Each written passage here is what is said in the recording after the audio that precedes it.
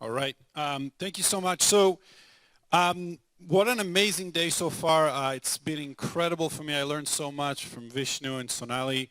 I wanted to start with a quick video that basically represents, I think, the essence of what Sonali was talking about, but I think it's done in such a beautiful way. It's actually a quick 2-minute clip by Brené Brown, who does a lot of work with vulnerability and connection. And then I'll bring in like 3 other pieces, kind of like perspectives that I've thought about as the day unfolded.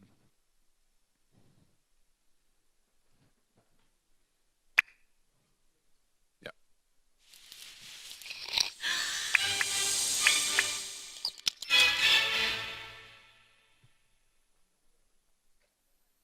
So what is empathy, and why is it very different than sympathy? Empathy fuels connection. Sympathy drives disconnection. Empathy, it's very interesting. Teresa Wiseman is a nursing scholar who studied professions, very diverse professions where empathy is relevant, and came up with 4 qualities of empathy.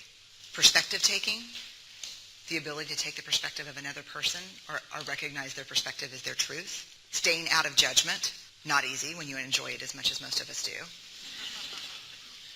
Recognizing emotion in other people and then communicating that. Empathy is feeling with people. And to me, I always think of empathy as this kind of sacred space when someone's kind of in a deep hole and they shout out from the bottom and they say, I'm stuck, it's dark, I'm overwhelmed. And then we look and we say, hey, you climb down.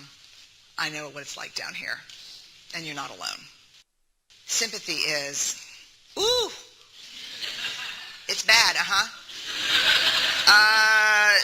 no, you want a sandwich? Empathy is a choice, and it's a vulnerable choice, because in order to connect with you, I have to connect with something in myself that knows that feeling.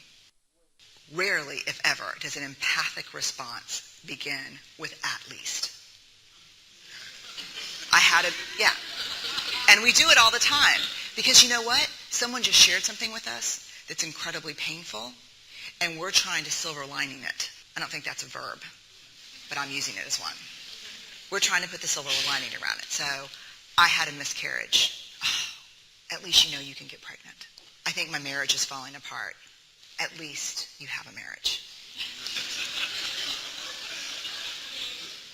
John's getting kicked out of school. At least Sarah is an A student. But one of the things we do sometimes in the face of very difficult conversations is we try to make things better.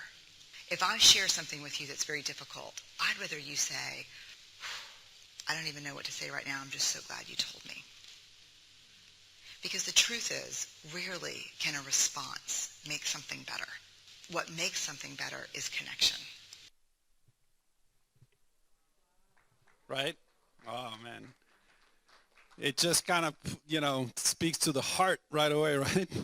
So powerful. It's so true, Rarely does a response make something better. What makes something better is connection. And what's interesting to me is I think about some of the stuff that Vishnu talked about too, and when we talk about leadership and change in schools, in my experience at least, people only change once they are seen and accepted for who they really are. And you can only do that when you truly listen and empathize with them.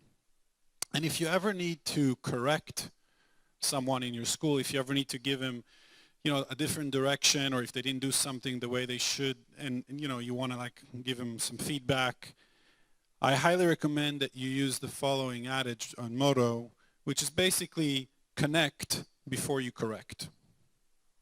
Right? It's so important that we do that. The last thing that I'll do, since we're going to move forward here, is just to acknowledge Sonali for helping us get into our bodies. We spend so much time in schools up here. And we train our kids to spend a lot of time up here. Now look, there's benefits to being up here at time, right? it's okay. Like, it's good to know how to think logically, analytically. Those are all important things. No one's saying they're not. Okay, but there really is an imbalance.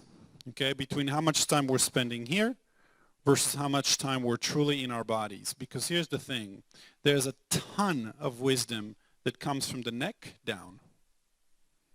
And we need to teach our kids and remind our kids that it's important to truly be connected. Because here's the thing.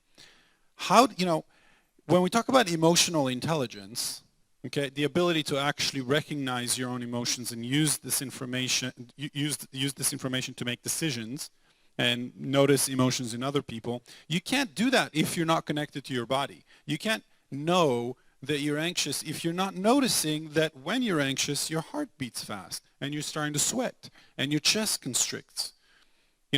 These are all things that come from the body. And I think it's so important that we actually spend the time and teach our kids to be connected to that.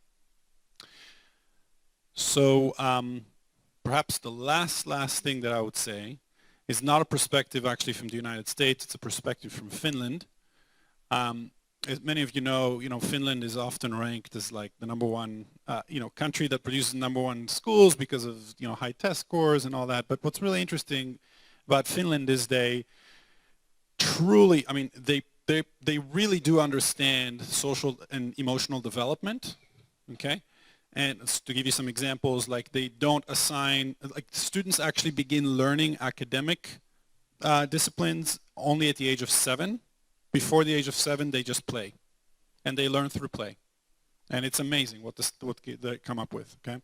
The other piece in Finland that they added in the last year, this is actually over the last 7 months, is they changed their standards a little bit. I don't know if you know this, but they changed some of their standards. And the biggest things that they added to their standard is that they expect disciplines to be learned with joy. So joy is actually a standard. Like, you have to meet like all, math standards and all. Like, joy is a standard that teachers are expected to meet. And the reason for that is because, and as they state, whatever is not learned with joy is soon forgotten. Think about that. Anything that you learned in your life, if it was not something you learned with joy, then it was just an academic thing, like it was just like a little quick, like, all right, I have to learn it because I'm told to learn it, and then you forget, right? But there's a real power there in actually incorporating joy into the learning. Okay, so with that, that was my perspective, and I will pass it on to Akanksha.